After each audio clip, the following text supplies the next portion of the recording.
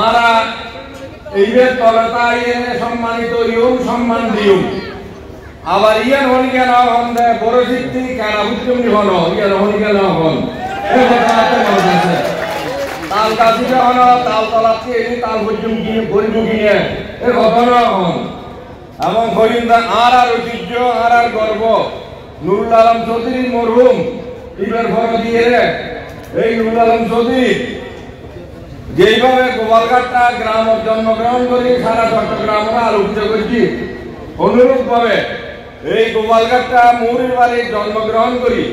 নাজির উদ্দিন মৌরি এই গোপালঘাটটা বাসী বিরোধী সম্মানিত করছি না গ্রামবাসী করছি না